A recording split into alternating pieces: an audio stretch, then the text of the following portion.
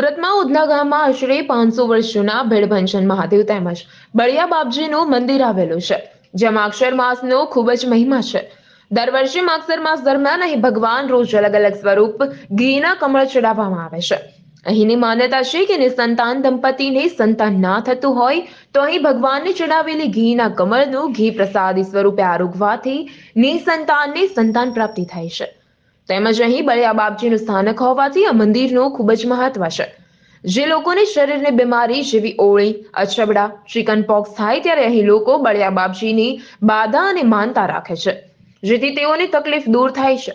વધુમાં આ મંદિરના મહંત શ્રી જયેશભાઈએ જણાવ્યું કે આ મંદિર આશરે 500 વર્ષ જૂનું હોવાથી આ મંદિરમાં લોકોને દાદાના અનેક પરચાઓ પણ જોવા મળ્યા છે, જેમાં કે મંદિરના પ્રાંગણમાં એક આંબલીનું ખૂબ જ જૂનું વૃક્ષ છે, જેમાં નાગ નાગણનું જોડું રહે છે અને વર્ષો પહેલા અહીં આ મંદિરમાં માગશર માસ દરમિયાન જ જ્યારે ભગવાનને તિરુપતિ બાલાજી સ્વરૂપ ઘીના કમળ ચડાવવામાં આવ્યા હતા ત્યારે સ્વયં નાગ દેવતા મંદિરમાં પધારી ભગવાન પાસે પોતાના શરીરની ચામડી એટલે કે કાચલી અહીં છોડી ગયા હતા, જે આજે પણ આ મંદિરમાં બનાવવામાં આવેલ ધર્મશાળામાં ફ્રેમિંગ કરી ભક્તોના દર્શન માટે મૂકવામાં આવી છે।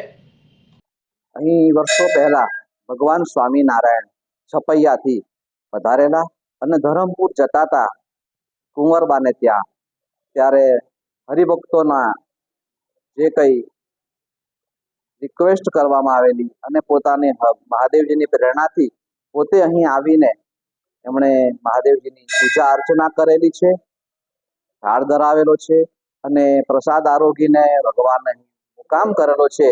એવું આ ભગવાન સ્વામિનારાયણની પ્રસાદીનું હરિહરનું અનોખું મિલન આ પવિત્ર ભૂમિ ઉપર થયેલું છે।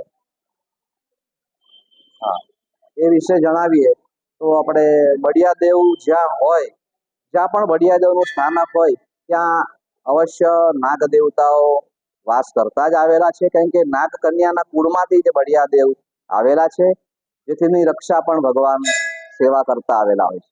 તો અહીં વર્ષોથી પ્રાચીન એક આંબલીનું ઝાડ છે જે આજે પણ છે અને એની અંદર વર્ષોથી નાગ દેવતાનું અને જોડું અહીં રહેતું આવેલું છે અને જ્યારે પણ અમુક યોગ આવે ત્યારે તેઓ દર્શન આપે છે અને ભગવાન શિવની પ્રદક્ષિણા કરી પાછા એમને ત્યાં સ્થાને જતા રહે છે। તો એકવાર માગશર મહિનામાં ઘીના કમળ ચડેલા તિરુપતિ બાલાજી ભગવાનના, તો એ દિવસે સ્વયં એ રાજનાગ પોતે અહીં દર્શન કરવા આવેલા અને પોતાની કાચડી ઉતારીને એક ભેટ સ્વરૂપ પ્રસાદી સ્વરૂપ ભગવાનના ચરણોમાં અર્પણ કરી ગયેલા, જેને અમે ફ્રેમિંગ કરાવીને આજે પણ ભક્તો માટે દર્શનમાં ભીડભંજન મહાદેવ ધર્મશાળામાં મૂકેલી છે। આમ અલગ અલગ પ્રકારે લોકોને અદ્ભુત લીલાના દર્શન થતા આવેલા છે। નરેશ સિમરણ, મહાદેવ ન્યૂઝ, સુરત।